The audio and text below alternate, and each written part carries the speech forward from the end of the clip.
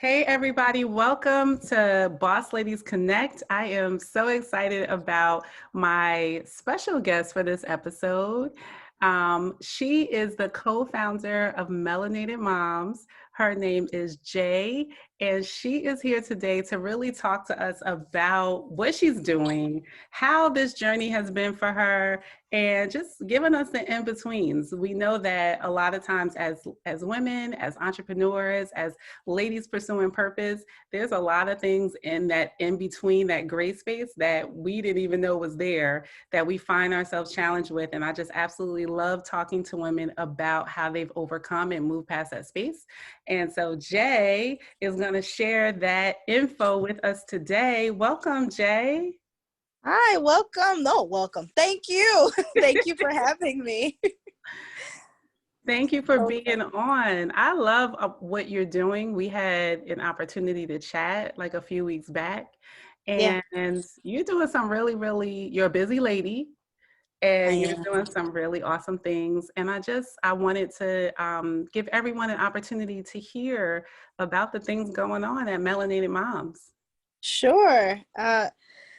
Just like you said, like we're incredibly busy. I'm very grateful that God has put so much passion in my heart to be able to turn this into more than a vision, but like really a purpose. So some of the things that we're doing, we do a lot of workshops.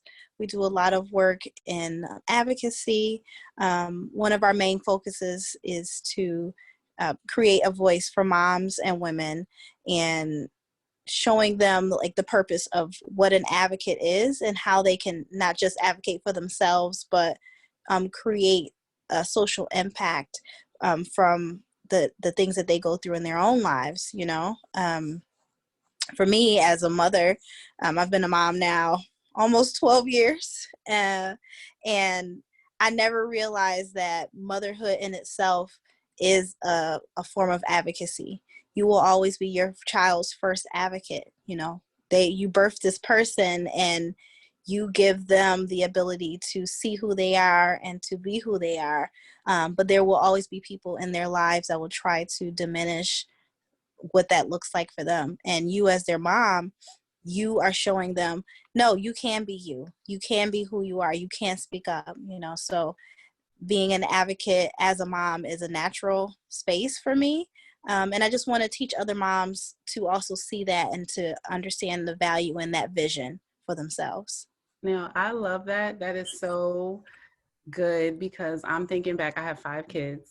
Mm-hmm. And I had my daughter I got pregnant when I was 19 and I had her when I was 20. And Mm-hmm. like, I didn't have any perspective on like me. I mean, I knew that I had to protect her. I knew that I had to raise her. But as far as being an advocate for her, I don't think I fully came into that until like years later. And Yeah. so I love that. I love Thank that. you. I love Yeah. that. And then it also speaks to women who, because I define being a boss as someone who understands that they have a purpose and they have value. And it doesn't necessarily mean that you're delegating like to a massive company or you have different teams or you're like you're fully in charge of everything.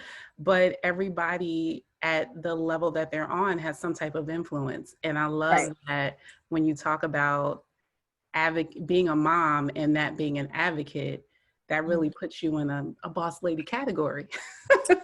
I be trying, girl. Yeah. And it feels good to be in that space too, right? And just to kind of add to the definition of a boss, I think there's a lot of misconception of like being a boss means like you answer to no one, you do what you want and all that.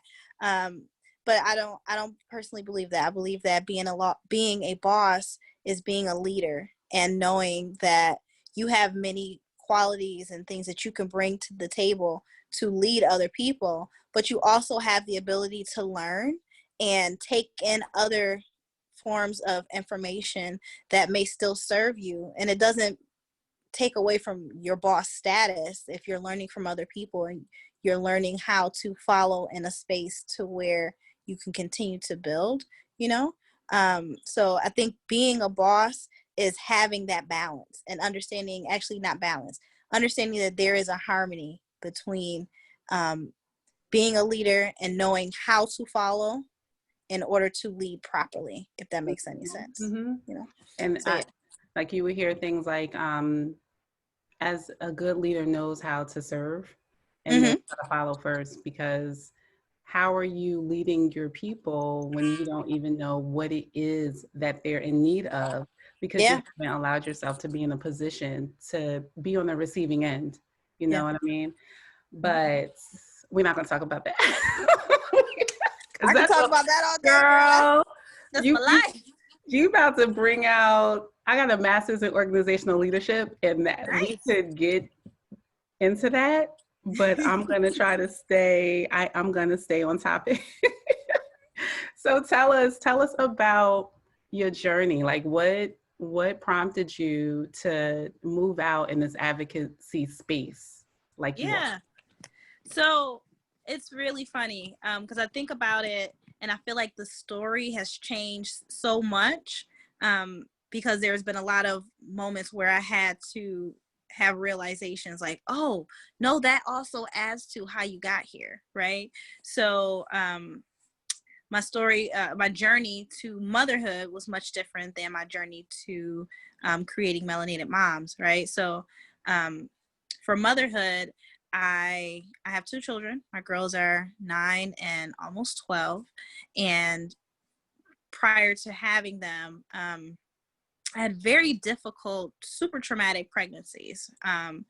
I ended up actually losing two children before giving birth to my two girls, and a lot of the reasoning behind the losses was miseducation and purposeful misinformation about my conditions and the issues I was going through health-wise, and not knowing who in my community that I can talk to about these health issues that I had. One major issue I had was preeclampsia. So for a lot of people, they may not know what preeclampsia is or where it comes from, but preeclampsia is a high-risk pregnancy condition that affects your blood pressure, right? So for me, I had incredibly high blood pressures, dizziness, headaches, blurred vision. I got to the point to where I was having hypertensive crises where I was basically in my numbers were almost stroke level, right? And I'm weeks pregnant, like 3 minutes pregnant, you know? And it just became very scary to have to deal with that. So after the first loss, you know, I was upset. You know, I didn't know really what to do, who to ask questions to. We tried to go on with the second, when we went into our second pregnancy, we tried to go on with a plan.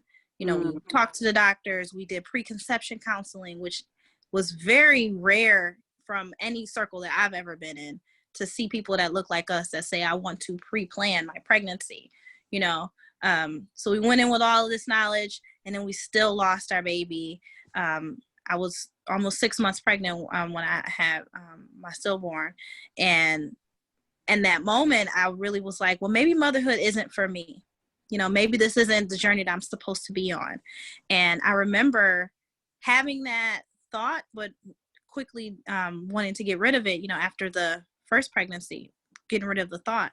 But I just had this little drive that just kept saying, no, you got to keep going, you got to keep going, you got to keep going, you know.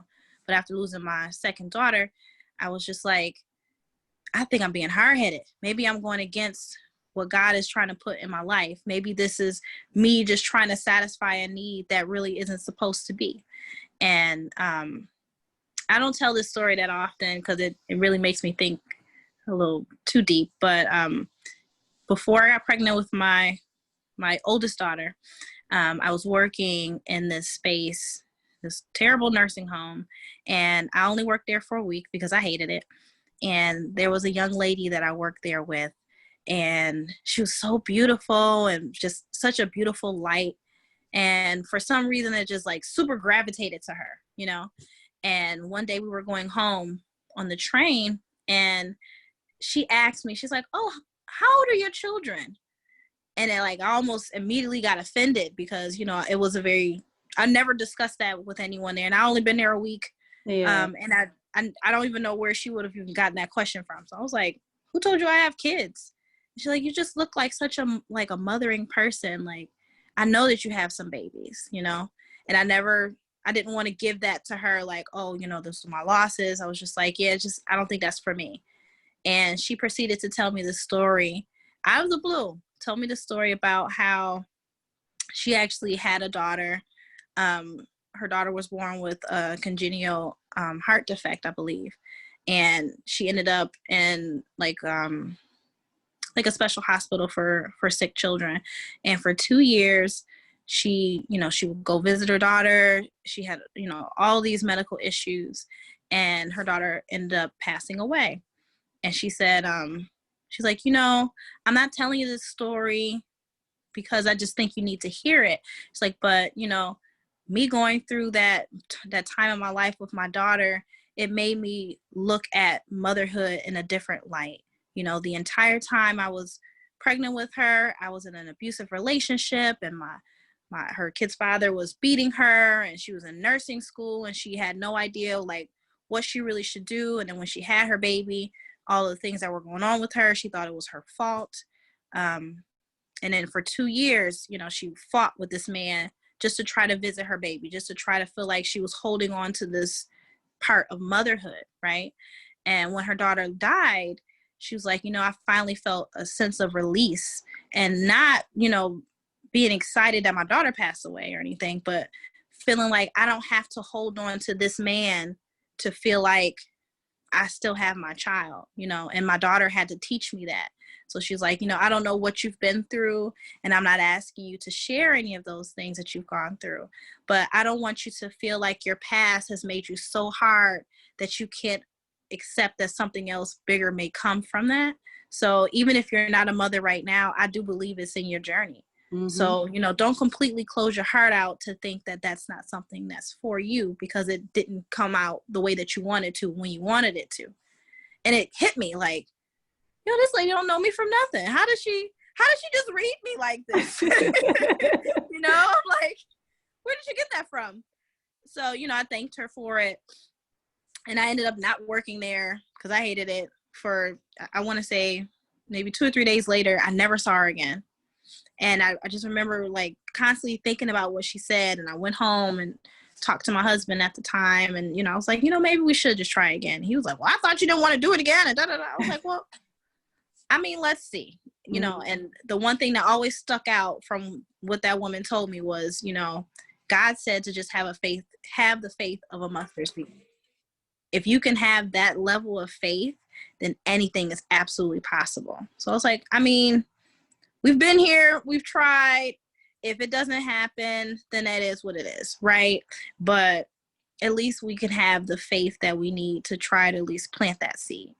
And I really believe that that was the catalyst to help me to overcome those fears of loss and uncertainty and fear just of everything else that happened. And it helped me to unlock that part of me that really wanted to open and embrace what motherhood could possibly be.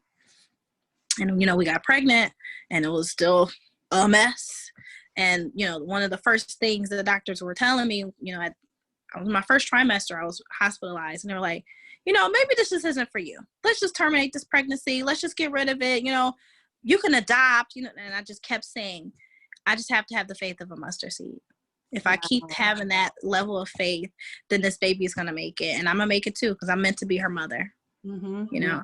And I'm so grateful that I stuck with that. And it helped me to really bond with my baby, because I felt very disconnected. You know, I'm in this pregnancy, and it's supposed to be one of the most exciting times of your life. And I'm like on edge, like, yo, any day something can happen to me, or something can happen to this baby. I don't want to connect too much. And then, you know, but I'm very grateful. She was born, and, you know, and we also got the opportunity to do it again. The second time was even worse. You know like, what? But I hear a couple of things in this that one of the things that I hear, and I hear from other stories too, is that how our stories, they really shape us. Like our experiences really shape us and they prepare us for what is to come. Yeah. And like in your case, it was the actual pregnancies preparing you for the advocacy that you're doing now, but Mm-hmm. also like another layer of that, and you did mention, is that it built up your faith. Like It it did. brought you to this space where you were like, I could try it. Like Mm-hmm. I'm gonna keep in it, and it also like strengthens your muscle to keep going forward. Yeah. Like even regardless of what has happened, regardless of what it looks like, you still were committed to like pressing forward and going forward and refusing to believe, any other report or any other Mm-hmm. diagnosis. So I'm wondering like how that how those two things have played into your like where you are now and what you're Yeah. doing and how you've been able to get there. Oh my God. It's it's like it's a self-fulfilled prophecy, right? So I had to go through all those things to understand and to cherish how beautiful life in itself is. Not just the life of my children, but myself, being able to see honor and wanting to live in a different space other than scared and fearful. Fear will like destroy everything. I talk a lot about replacing faith with fear, or fear with faith, and how it impacts everything that you believe in your mind, in your body, and any goal that you set. If you have fear that is over that faith, nothing else will happen. It's literally like it paralyzes you. Um, because I believe, because I was able to overcome those obstacles, I was able to see the ability to create a space that became Melinated Moms, right? So our original plan for this company was not even a company. Our original plan was, we created a meetup group on the app Meetup to meet up with other moms that look like us. That was literally it. It was like, let's find a way to hang out with other mothers with their kids and do fun stuff, right? There were plenty other mommy groups, but none of them were self-reflective. So it would be a group that was, not of my ethnicity, or there would be a group that was not of my social economic stature, or there would be a group that only did like super expensive things, or they were very judgmental, or you had to have this or that. It was just too many outliers. And I in the moment of me creating the group, I actually was going through a divorce. So I didn't have support around me and my children, so I was like, there has to be some other group that has this stuff. But the more I searched for it, the more I came out empty-handed. So I was like, well, let me create it. And whatever happens, happens. I don't know what it's going to look like when I create it, because I never created something like this before. I've been a nurse all my life. So I can create health and wellness because that's what I've been professionally trained to do. But how do I create togetherness? How do I create a community of engagement? And how do I make it look like who I feel like I see in the mirror? Not just physically, but all parts of me. And it just happened that way, And I think the thing that kept it going was my children, because there were plenty of times where I was just like, I'm spending a lot of money. I'm trying to put all this stuff together. Sometimes 100 people show up. Sometimes 4 people show up. I don't have time for this. I And my know. kids, it'd be crazy. And my kids, they kept saying, no, mommy, you got to keep going. You got to keep going. You've always showed us we can't stop just because it looks hard or just because other people can't see it. You got to keep going. I'm like, oh, they're watching me and they're taking these lessons on in real time. So it makes no sense for me to quit in the middle of it, and I had to learn that the financial gain is the bonus. everything else that comes from what I'm doing, it has to come from my heart. It has to come from the passion behind it. That creates the purpose. And then after the purpose comes the profit. But Right. if you don't have that passion first, if you don't know what you're doing it for, like what your real why is, you can't make money from it. You literally cannot, because no one is going to invest in you if you don't even want to invest in you. You know? I love that. I love that. I love the fact that you're talking about how if if you're just looking for the money, like if you're looking for immediate gratification, Right. this entrepreneurship journey is It ain't for you, sis. Nah. It ain't for you. Don't do it. It is not for you. Yes. I think as moms, particularly as mothers, I think women as well, but as moms, we often worry so much about making sure we have every need of our child anticipated and at the table, right? I am always worried that I am not going to have enough money. I am not going to have enough time to spend with them. I'm not going to have enough things to have them look back on their childhood to say, my mom tried her best. She gave me her best. She did her best. You know, I never wanted that to be a concern of my kids. But I realized kids aren't looking for your money. Kids are looking for material things unless those are the things that you teach them to look for.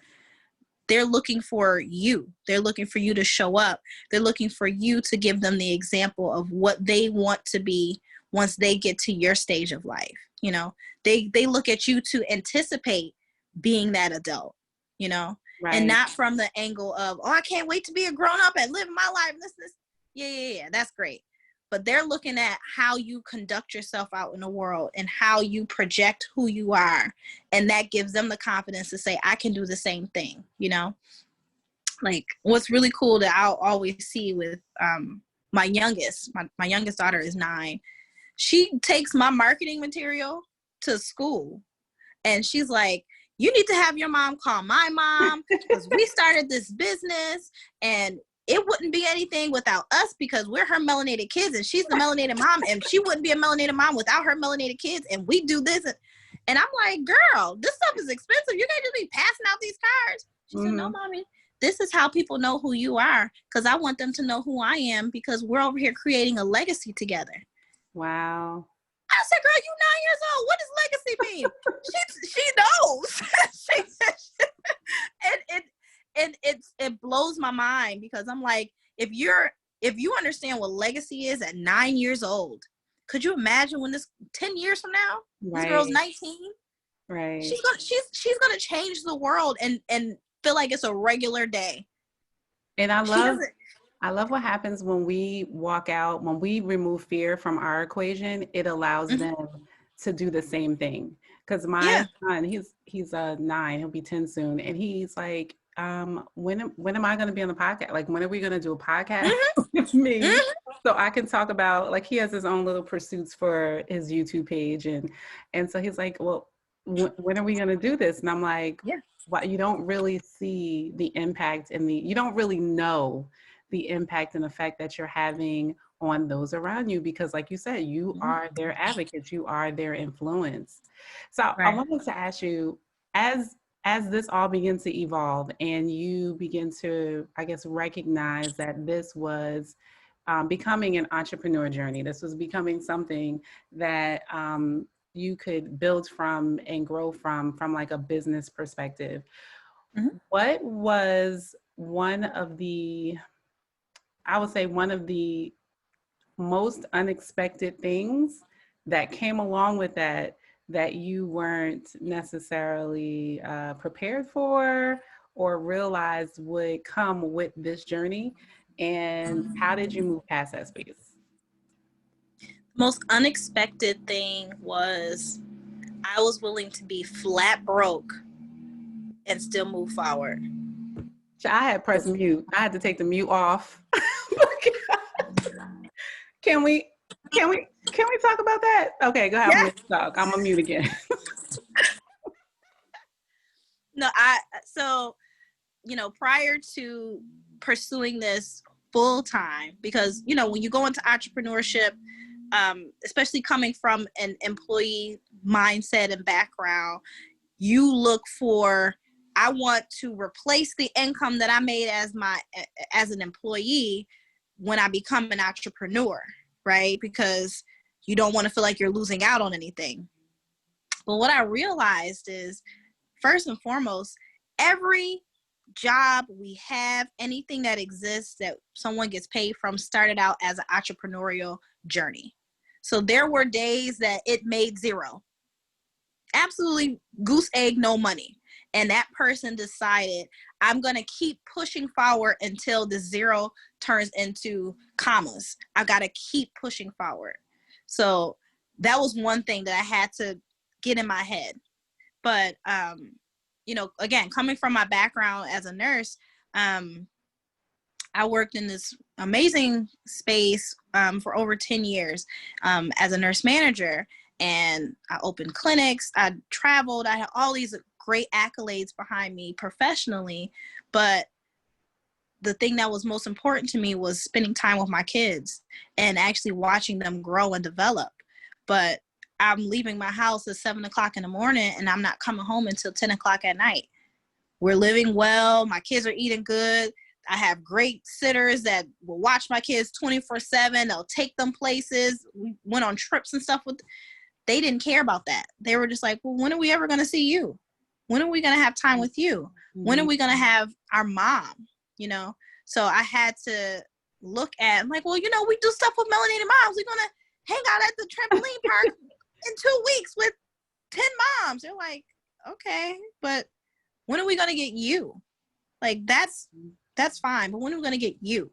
So I had to step back and look at all of this empire that I've built for someone else's dream and someone else's journey, and think about, why am I so willing to pour 150% of myself into their dream, but only give mine 10%? Girl, I can't have my business be my side chick. I can't do that. So, but I also had to look at it and say, well, your side chick not making you no money, so she can't be the main chick if she ain't paying these bills. You got rent. Right. So I had to step back and I had to say, okay, how can I change the way that I look at this? How can I move the perspective? So I left my job. It made me sad because I loved working there, but it was a lot of things going on with me personally that I feel like it was just going to continue to break down who I was professionally. So I left the job and I was working in New York City. I live in Jersey. And I started looking for a job here in Jersey. But I was like, if I look for another job here in New Jersey in the same capacity, I'm going to do the same thing. I'm going to sit here and run myself into the ground, make these people millions of dollars. They pay me pretty well, but it's definitely not going to be the same ROI they're getting from my impact. Right. So I had to step back and say, okay, make less money so you can have more time. Just cover bare minimum what you need to cover, but use that amount of hours that you have left that you never would have been able to have before, and build it with your kids. And once I was able to do that and look at all of the things that my children offered and all of the things that I was missing out on because I was so worried about making sure that they went to this private school or they had, 4 vacations a year and all of these other things that are great and are valuable, but it was creating a distance that I didn't want. Like, that wasn't the type of motherhood that I wanted for them. Once I was able to remove all those things from being a necessity to just desire, then I was able to see the value in the business. And from there, I started to look at, what am I really offering to people that they would actually pay for, because it's great we can do this all day. This is fine. Mm-hmm. I could talk all day long. That is so easy for me. But how can I generate income from the words that I'm saying? How can I actually put value behind those words? So I started to literally just pen and paper, writing out things. What do you like to do? What are you good at? What skills can you offer to people? What things can you show women that you see in yourself that they will pay for, you know? So it helped me to create the different workshops I've created. One of my really very well put together workshops is called Childbirthing in Communities of Color. And that particular workshop talks about the Black maternal health crisis and how we've been affected, how I didn't even realize in the moment that I was a part of all of these statistics that I was reporting on, you know. And it came from me looking and reflecting on my birthing experiences. And once I opened up and shared those things in the public with other women, it was an outcry. It's like, I never knew we can say these things out loud. I didn't know that other women went through this. I didn't know that somebody else who looked like me had those same experiences. Someone told me that too, and I thought that was it. You make me feel like I'm seen. So I'm like, oh, shoot. Okay. And then I step back further, and I had to reevaluate everything. So while I have this idea and vision of what I'm thinking that I'm offering them, I had to then go to my audience. I had to ask them, you know, what do you say when you tell people you're a part of Melinated Moms? Or what was the one thing that kept you continuing to engage with us and to follow us and to be a part of our community? And almost unanimously, everyone would say, you are my advocate. You showed me how to advocate for myself. You showed me that I'm visible. You showed me my motherhood journey is not an isolated one. You showed me that there is value behind my voice. So I'm like, wow, I didn't know that's what I was doing. Girl, this right here that you're saying is like, for whoever's listening, this is like the gem of all gems because I am just fully getting, we were talking earlier and I was just telling you about like how clarity was coming, but it really came through that space of finding out, like separating what you think and what you want to do or what you want to give versus what people need and what people are looking for and what they see from you. And sometimes it's very hard to do that.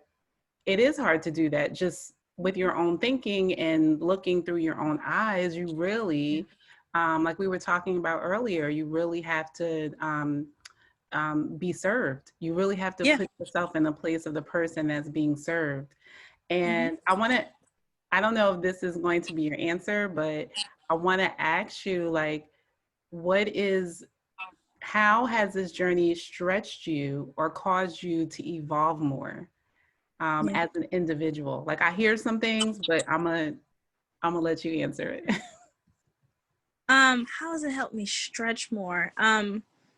Honestly, it's showed me like my possibilities are endless, you know. A lot of the great opportunities that have been unfolding hasn't come from me seeking them out. It's been reversed. Like people have sought me and they're like, you know, we saw you did this, or we see you're involved in this.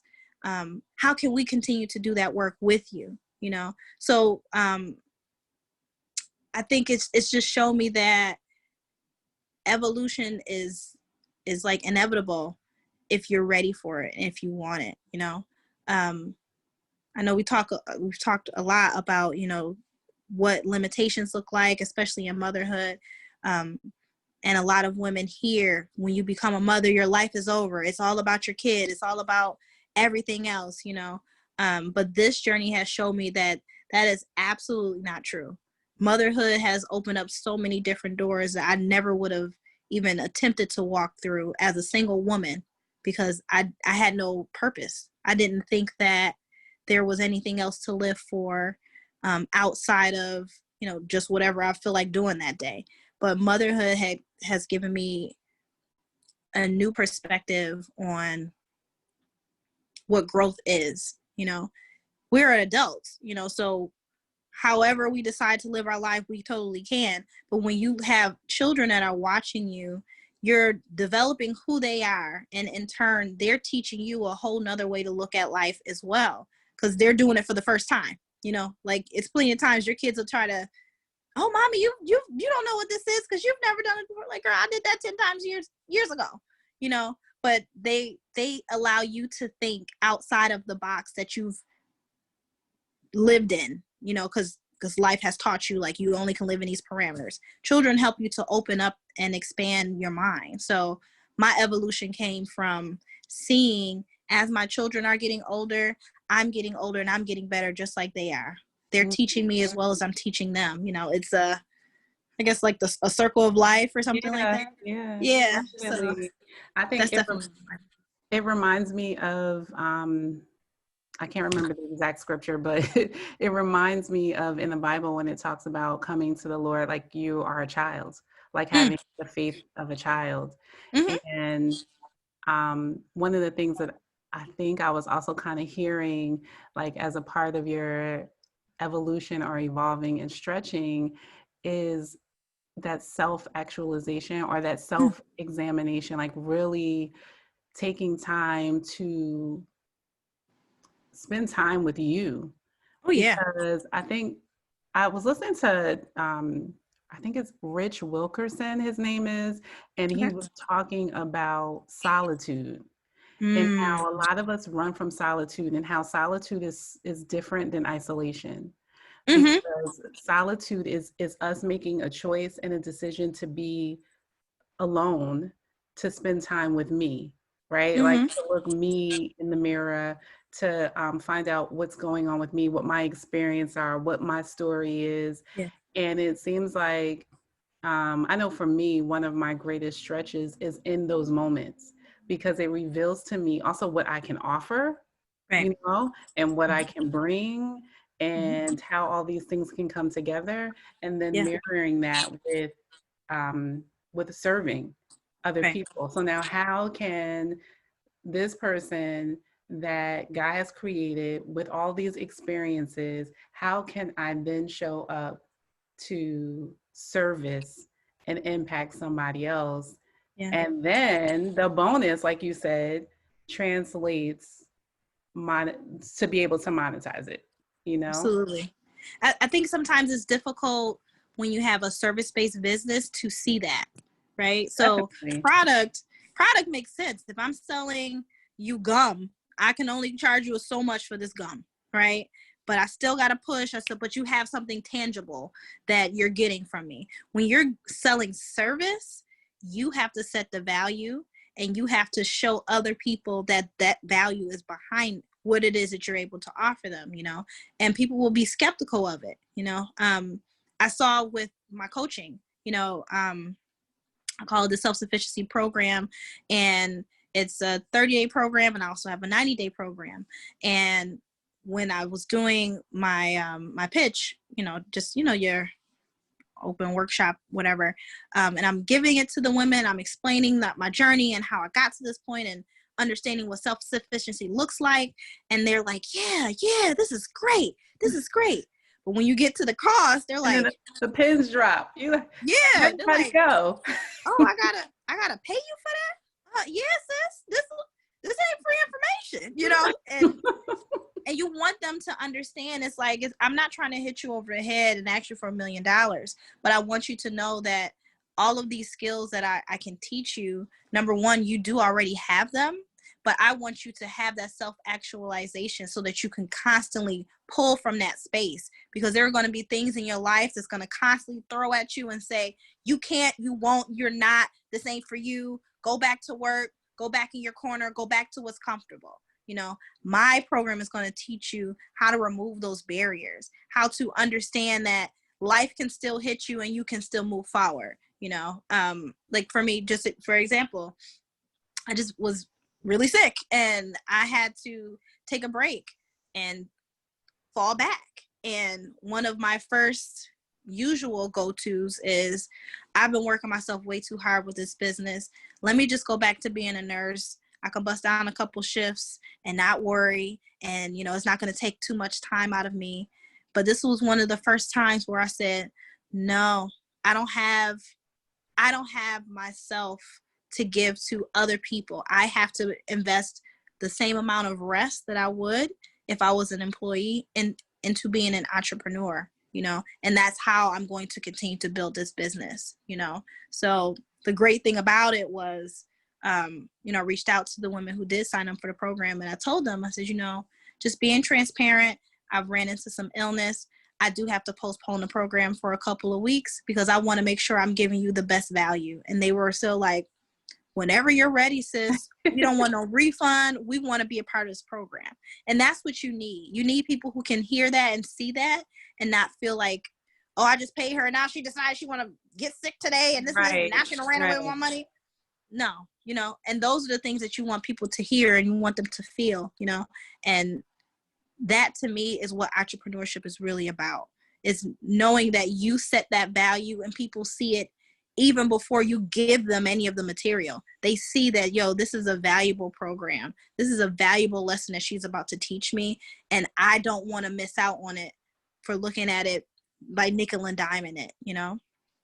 Yeah. And that I tell people all the time too, you know, as you're building your business and your practice and whatever it is that you're doing, you're going to start out maybe not making as much as you are technically worth.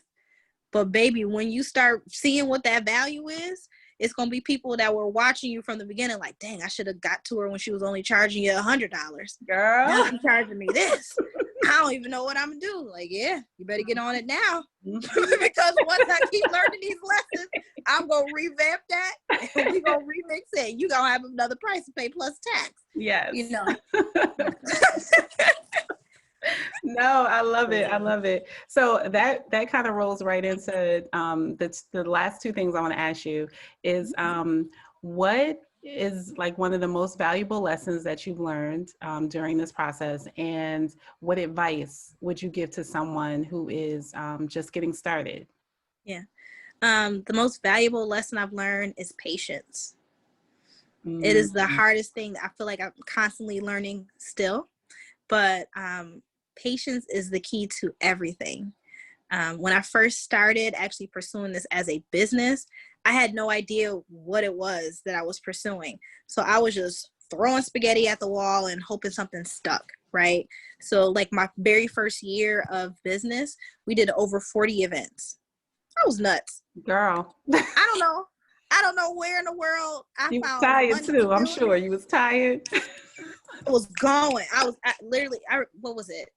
I think it was the month of March 2018. I did 7 events just that month, 7 events. I'm planning, I'm getting food, I'm paying for venues, I'm advertising, I'm calling people, I'm emailing people, I'm all kinds of nonsense. I hear tired. But I was so motivated just to have the visibility. I didn't care that I didn't sleep.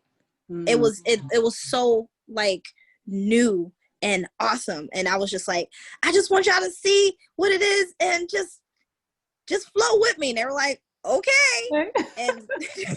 and they kept coming and they kept showing up, you know. Some of them it wasn't as full, you know. Some, like I said, some of them I might have 50, 60 people. Another event I might have 4. I don't care. I'm glad all 4 of you got here. Yes. And every single time anyone show up, they would always say, you know, if this was the first event they came to or if they've been to all 7 of them that month, it was so worth it. I'm so glad I didn't miss this. This was exactly what I needed. And everything had a different purpose. Nothing was a repetitive event. Nothing was a different, like it wasn't the same experience. And, you know, it was different groups of people and it just created a whole vibe. And that in itself created the authenticity behind the brand, right? And then the second question you asked me was what advice I would give them. Honestly, so I just recently did this because clearly I'm not busy enough. I recently received my yoga certification. So now I'm a yoga instructor. And I originally did it because I wanted to make some more money. But I got something completely different out of it, which was this newfound ability to see myself in a calmer way and not feel like I have to constantly be moving in order to be productive. You know, the principles of yoga really teach you how to stay connected and how to realign your body and how to understand like whatever you literally think is what you can literally do. So if you think bad things, if you think you can't do something, if you think Like, your body isn't going to contort. It won't, you That is know, so true. it 'Cause I start tensing up, like your body starts tensing up. Like, I mhm, can't do that move. I cannot, because I yeah. had back surgery, and I'm like, I can't do that move. I can't do that move. I can't do it. But then there's sometimes, and when I don't mean to interrupt you, but then there's No. sometimes when I notice, because I used to praise dance. Mhm, And so I had a back surgery, right? And there's certain things I can't do. But when mhm. it came time to worship, I'm doing all kinds of stuff. Child. The movement. So Yeah. yeah, I completely understand. And one huge concept that helps all of that movement is breathing. And if you know, especially like I'll connect it to childbirth. Whenever you're birthing a baby, the first thing they tell you to do is don't hold your breath. You got to breathe through it. It's the exact same concept. So a couple years ago, I did this really awesome retreat that I cannot wait to do again. As soon as COVID let us be around people for real again. But I did this retreat called the Rebirth Retreat. And we talked about how our lives are different through the different stages of pregnancy, right? So in pregnancy, you're preparing yourself. You don't know what's really to come. You're so uncertain about what's going to happen with this life growing inside of you. And you can relate that not just to motherhood, but to business or to a promotion, or you want to pursue education, or you want to be an advocate, but you really don't know what that looks like. You really don't know what this churning feeling is in your pit of your belly, but you know it's there, right? And then there's birth. You've given birth to this idea, you've given birth to this person, you've given birth to this new found part of you, and you don't know what to really do with it, but you know that in order for it to live, you have to nurture it. You have to help it grow. You have to put into it. You can't just look at it and be like, all right, baby, Do your live. thing. Yeah, like just let me know. I'm over here. You have to be a part of its growth, and that's how it will continue to manifest, you know. And then the last part is beyond. So what is beyond birth? What is beyond all of these things that you've manifested in your belly, that you've literally birthed into this world? You have to think outside of those boxes that you've lived in. Get away from that confinement, and know that if this child came out and it had some type of obstacle, maybe your child wasn't able to speak, or you know, they couldn't move their left arm, or whatever the case may be, you're not going to look at that baby and say, well, this is a defective child, I don't want it anymore. You're going to find a way to help that child to move forward in whatever way that is available. You know, it may be something as easy as like, okay, let me just lift his arm a couple times, or let me go find some therapy, or let me go talk to somebody. That in itself is advocacy. That in itself is outside of those boxes and those parameters that we're taught to live in. So, you know, it was such an awesome retreat that we did. I cannot wait to do it again. But these are just a couple of the concepts that we were able to create out of just a small idea of, I just wanted a mommy meetup group. I just wanted to meet with other moms. I just wanted other moms to see me and my kids as a valuable part of their lives, and to create what this community looks like. Originally starting here in, where did I live? I lived in Hudson County, New Jersey. Just a small group of women, maybe 10 or 12 women. And now we've grown internationally to over 1,000 women in, I think, 5 countries now, who are all like, I'm so excited I found this. I could not believe that this is something that exists. What was I going to do before I had this space to feel like someone heard me and someone sees me and someone knows me who may not have ever touched me a day in their life? Like, that in itself is like, how did that come from this little idea of me just wanting to hang out with some moms at a park, you Wow. know? So Wow. that is the purpose. That's where my purpose is. So I know, like, every obstacle that I go through, anytime I hit a wall, anytime my bank account is getting low and close to red, I'm like, we ain't even gonna worry about that, because the money's gonna Mm-hmm. come. Mm-hmm. Opportunities are going to continue to be there, and the will and the power to manifest and create more of those things are going to continue to happen, because you're living in your purpose now. You're not just doing what you know how to do. You're not living in comfort. You know, you're living and breathing and thriving. You're not just surviving anymore. I love it. I love it. I love it. And I love that surviving piece. Yeah. Because I have a community called the Thrive Hive, which is the Yeah. same thing. Like we were created to do more than just survive. We are supposed to be thriving. And I know I said that was my last question. I just got one more because I remember I just want you to share one more thing, and then I want you to give everybody information and ways to get in touch with you and to connect with you. But I remember when we were talking, you were sharing this story about, I think, your trip to Canada. Oh man, yeah. Yeah, and like the epiphany that you had. I would love to end on that. Well, why don't you give your information first? And then we could end with that story because I remember it, and it inspired me and encouraged me, and I think that it'll do the same for those that are listening. So Sure. if you could give your information and then share that piece with us. Cool, no problem. So I am on every social media platform pretty much that exists. We are at Melinated Moms, MELINATEDMOMS.com. We're on Instagram, Facebook, and Twitter at Melinated Moms.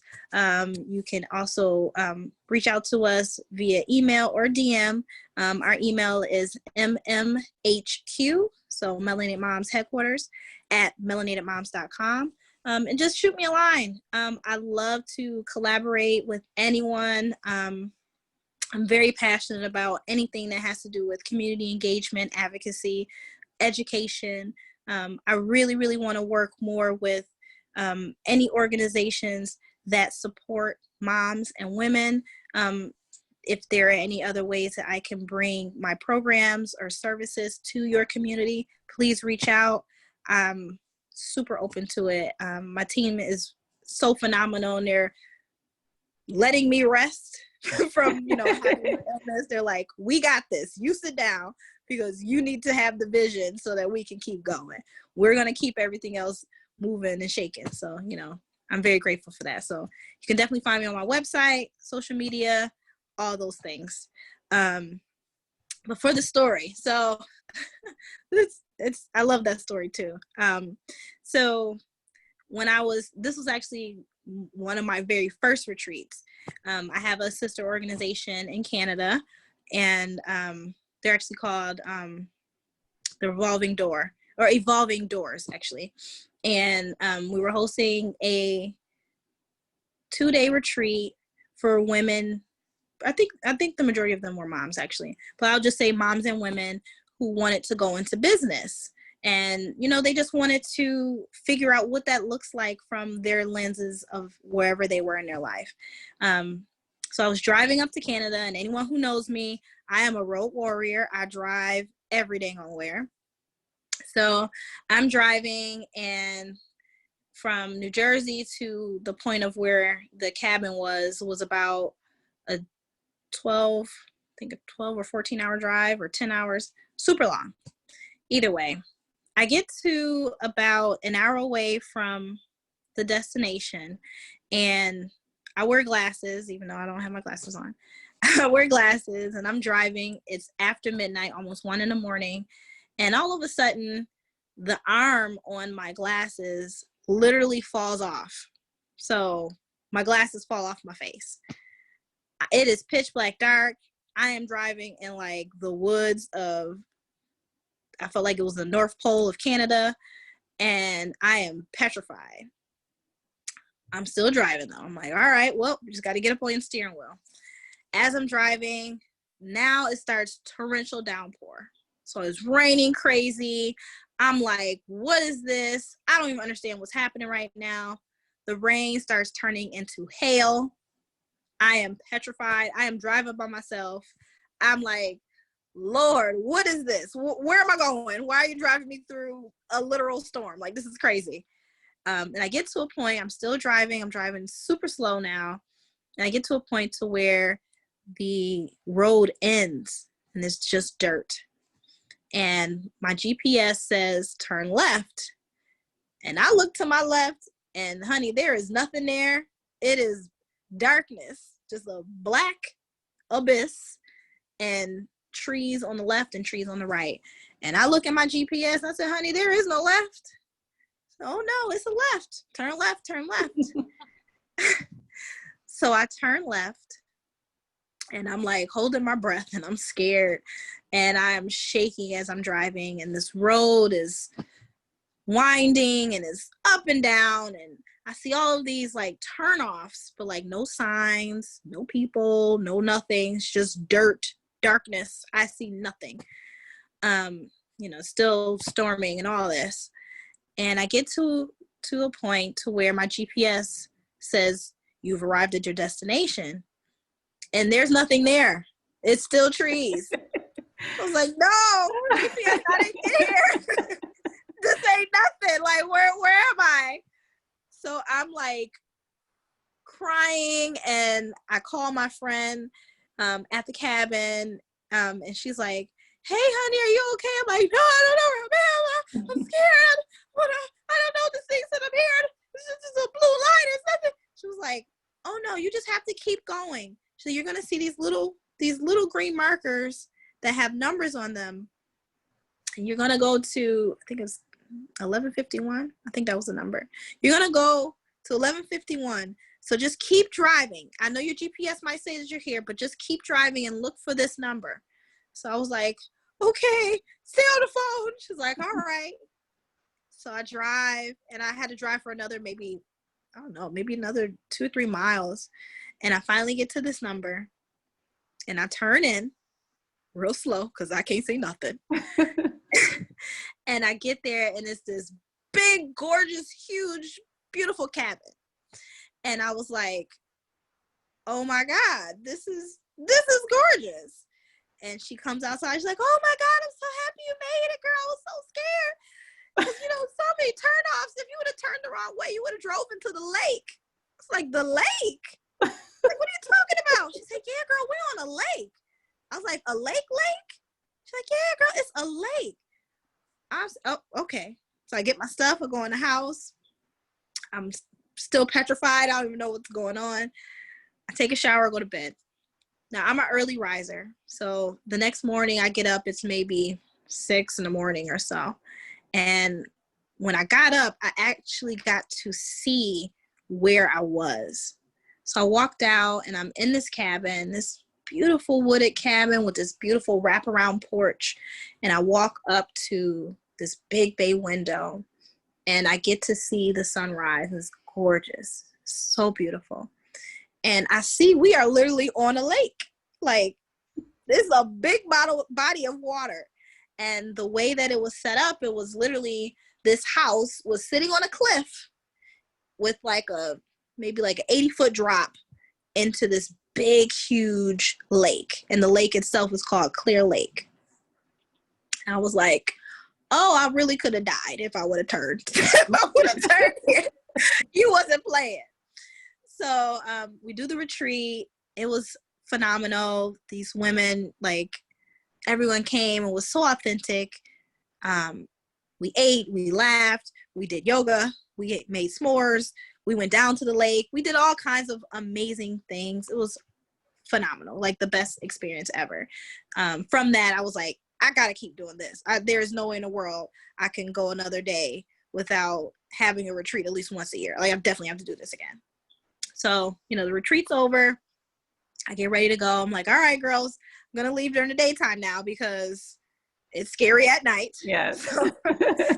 So, we hug, I leave, and I'm driving, and I go, this whole thing is not as scary as I thought it was. The roads look regular, it's still dirt, but it's it was not scary in the least bit. The trees don't look scary. You see the squirrels and everything just moving around, all these things. And I remember just stopping in the road and just saying, wow, this was really an epiphany for life, right? So I reflected on that, and I was like, there are going to be times in our life where we are going through a literal storm. We can't see whatever is around us. It feels so chaotic. You're scared. You don't know what you're doing, right? And you can no longer see the purpose. You can't see the vision, right? So when my glasses fell off my face, I could see nothing, honey. Nothing.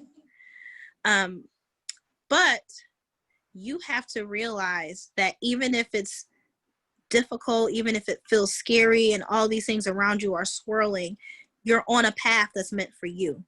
And the only way that you're going to be able to see a beautiful sunrise, that beautiful ending product, is if you remember to continue to stay on that path, right? It's very easy for us to turn around and go back to what's familiar because we know that there's something behind us, right? Because we've been there, we've lived there. Right. I could have easily driven 11 hours and 37 minutes and said, oh, this is too scary, and turn right back around and go back to what I know and to go back to what's safe because it's familiar. But I decided I'm not going to do that because I came this far.